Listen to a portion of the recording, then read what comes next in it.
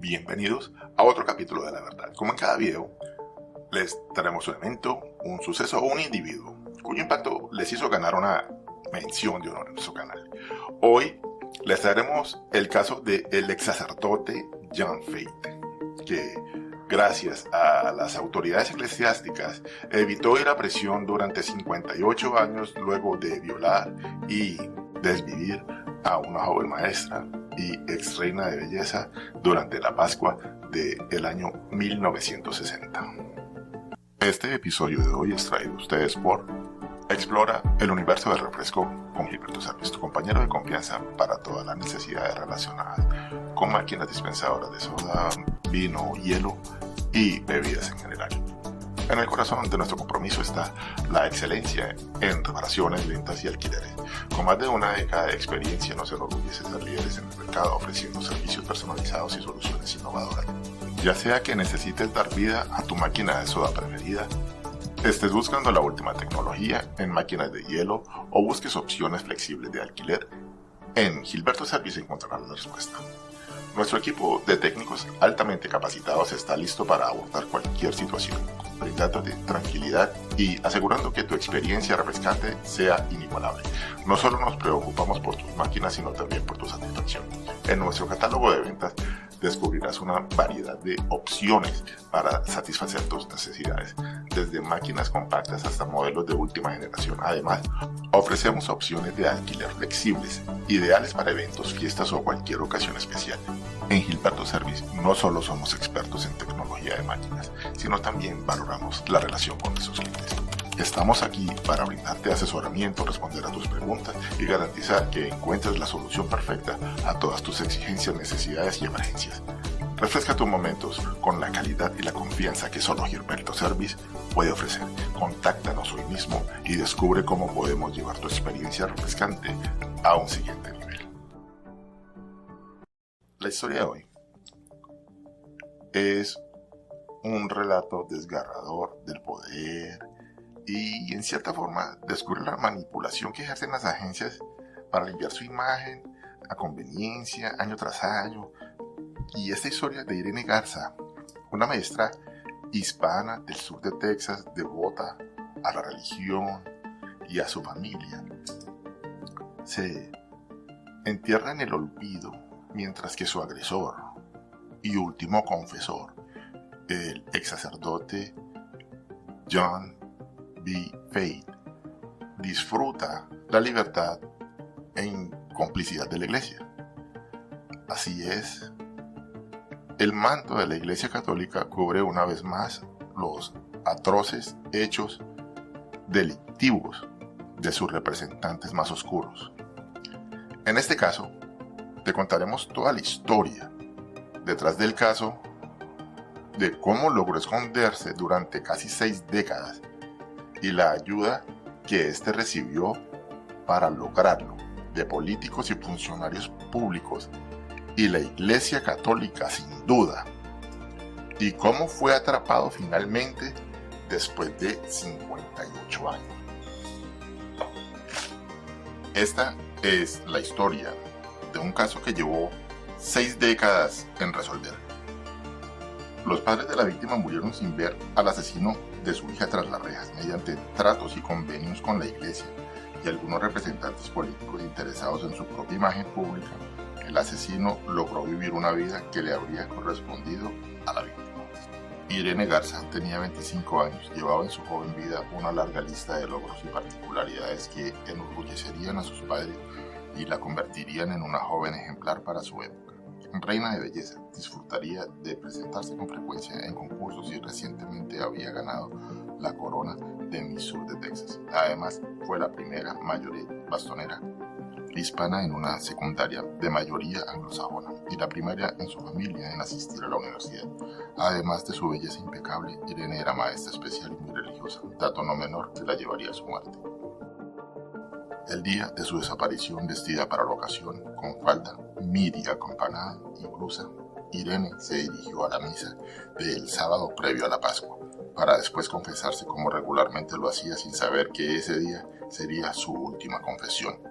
El sacerdote de la Iglesia Sagrado Corazón había sido trasladado recientemente a McAllen, Texas, de una iglesia cercana a esta localidad, y este era el padre John Bernard Fate, y tenía 27 años de edad cuando conoció a la bella Irene en el templo. Su extraordinaria belleza no demoró en llamar su atención. Aquel sábado, tras la misa, las líneas para ingresar al confesionario eran largas. John Fate convenció a Irene de pasar por la rectoría, el hogar de los padres ubicado en un lado de la parroquia. Ciertamente Irene confiaba en él, como todo el país. Después de todo, era un hombre de fe, un hombre de Dios, ¿verdad? ¿Qué daño podría hacerle un sacerdote a una feligres? Pero en la macabra mente de Fate existían otros planes.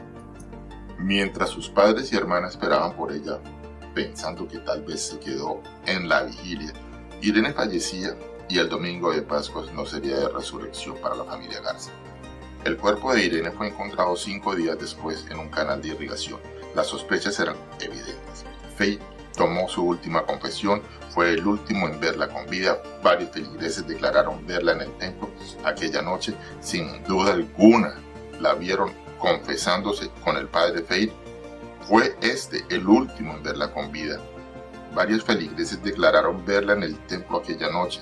Sin embargo, Fate admitió haberla confesado fuera del confesionario, pero negó el asesinato. De alguna manera, el único sospechoso del caso logró escabullirse, siendo que hubo testigos que observaron rasguños en sus brazos y mintió descaradamente y en repetidas ocasiones en los interrogatorios. La policía seguía enfocada en Fate y surgían nuevas pistas. Poco después del asesinato de Irene Garza, otra mujer acusó a Fate de haberla asaltado en la calle por la espalda 3 semanas antes de que desapareciera Irene, de la misma zona de donde habían transferido recientemente a Fate. La mujer se llamaba María América Guerra y además era de origen hispano. Testificó que el cura le había puesto un pañuelo en la boca tratando de asfixiarla, pero ella logró escapar mordiendo los dedos de su agresor.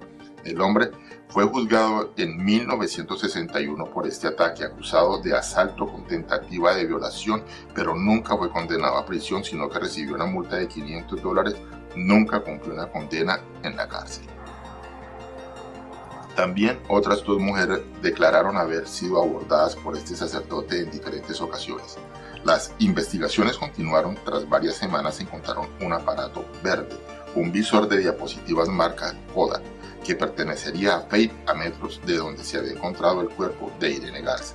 Igualmente, un párroco llamado O'Brien, quien trabajaba en esa iglesia, sostuvo que había observado a Fate varias heridas y arañazos luego de la noche en la que Irene desapareció.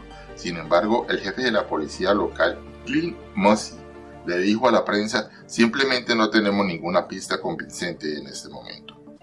Como miembro de la Iglesia Católica, Fate tenía el derecho de ser protegido en un lugar santo. Los cristianos perseguidos y delincuentes arrepentidos podían desde el principio del siglo IV acogerse a sagrado, es decir, refugiarse en iglesias o en monasterios por cierto tiempo.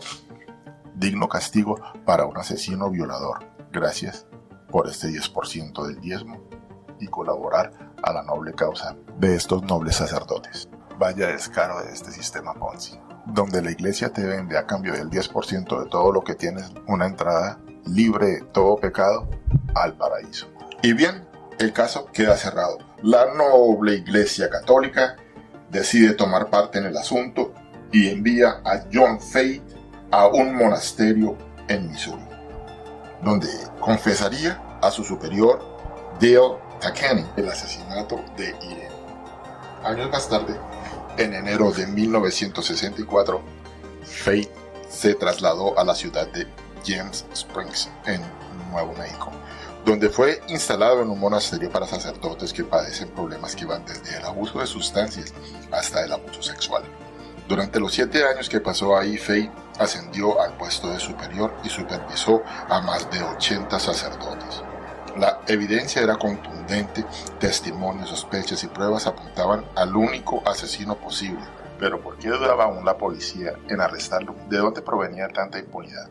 Bien, veamos algo de contexto. En 1960 el Partido Demócrata veía en John F. Kennedy el candidato idóneo para las elecciones presidenciales en 1960, un candidato católico que necesitara mucho apoyo y buen mérito para ganar la presidencia. Claramente un caso como este dañaría la imagen de los católicos y por consecuencia la de Kennedy. Es por ello, bajo diferentes métodos y agentes, lograron encubrir la culpabilidad de Fate. Ciertamente la iglesia y las autoridades estaban más que preocupadas por el caso de Irene Garza.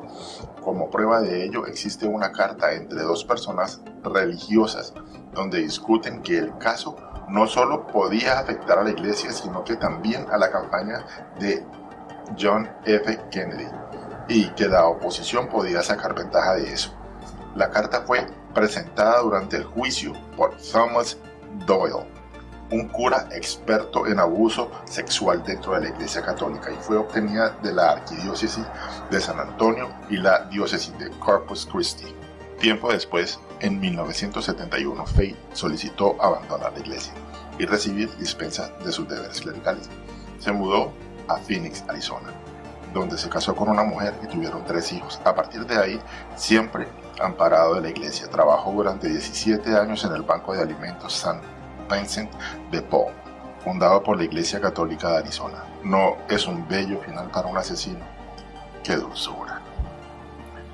En 2002, el caso revivió. Fue Dale Takeny quien volvió a las autoridades a testificar lo que Fate le había confesado durante los 6 meses que Takeny lo asesoró. Fate admitió haber atacado a Irene Garza después de su confesión, que la mantuvo cautiva durante toda la noche, la ahorcó y la arrojó a un canal.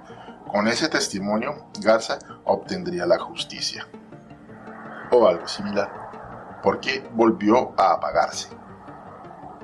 Claro está, que donde hubiese algún católico en un cargo público, habría algún interés en tapar este caso y frenar la investigación. Es por eso que en 2004, en la oficina del sheriff en el condado de Hidalgo, de donde se llevaba a cabo la investigación de este caso, el fiscal René Guerra, católico y candidato a la reelección, no consideró creíbles las declaraciones del testigo Takeny, que admitía haber escuchado la confesión de Fate de haber matado a Irene.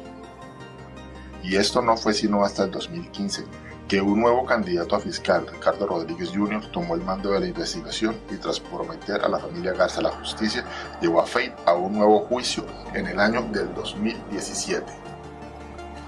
Entonces, en febrero del año 2016, Fate, con 83 años, fue arrestado en su casa de Arizona y llevado a Texas para su enjuiciamiento. El arresto de John Fate es el primer paso para administrar justicia por el asesinato de la señorita Irene Garza. La fianza se fijó en $750,000. El fiscal le dijo al jurado que Fate era un lobo esperando atacar. Atacó una vez, atacó otra vez y volverá a atacar, estoy absolutamente seguro. Durante el juicio en 2017, no solo salió a la luz la culpabilidad de Fate con nuevas pruebas y testimonios, sino también quedó al descubierto el amparo otorgado por la Iglesia Católica para encubrir su delito. Durante la sesión participaron las mujeres a quien atacó, los 2 sacerdotes que oyeron sus confesiones y aquella carta y el testimonio de Thomas Doyle, el experto en abusos del clero. Los abusos y las denuncias sordas de los sacerdotes de la Iglesia Católica se extienden por decenas de países y en todas las épocas. Tanto es así que la Iglesia Católica desarrolló protocolos y maneras de encubrimiento para su propio beneficio sin pensar en las miles de víctimas afectadas. Es gracias al amparo ofrecido a los clérigos y la falta de castigos pertinentes que se ha permitido que estos casos continúen en el tiempo y se apilen sin obtener ningún tipo de justicia. Este caso, aunque llevó casi 6 décadas de lucha, por fin tuvo un final feliz y se logró justicia. John Fate fue condenado a cadena perpetua en el año 2017 y concluyó su condena hasta el año 2020, cuando murió en prisión del Departamento de Justicia Criminal de Texas en Huntsville.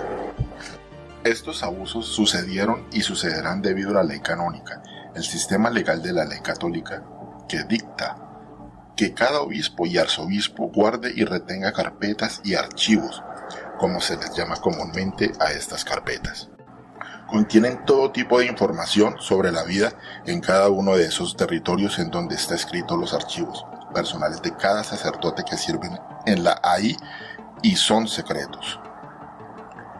Esto significa un lugar para cada carpeta que no estén disponibles para cualquiera, sino únicamente para el obispo y canciller vaticano.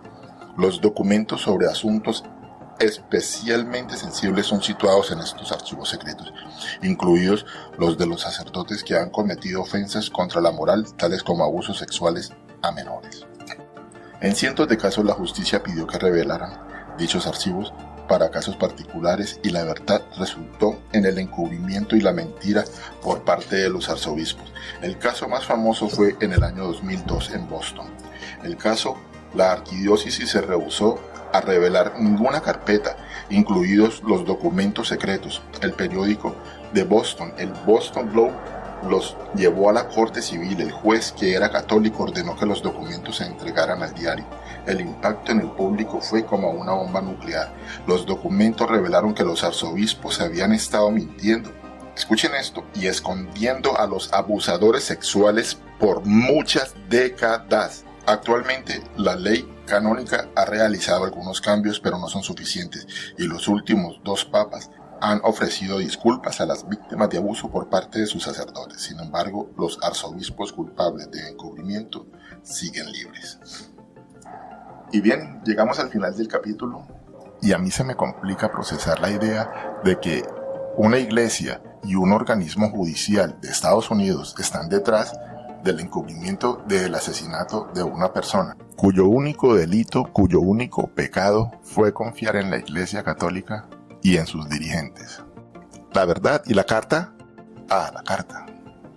Bien, la carta es difícil de conseguir, pero después de 4 meses de extensa búsqueda, aquí la tienen. Muy bien, ahora sí llegamos al final de este capítulo. Si te gustó el video, no te olvides de darle like, compártelo, suscríbete, deja en los comentarios tu opinión, y si deseas escuchar un caso específico, cuéntanos, escríbenos y lo investigaremos con el mayor de los gustos. Si has llegado a tener una experiencia cercana con Dios y hayas resuelto algún problema y solo sea un milagro, coméntanos tu experiencia. Nos encantaría saber de eso. Gracias.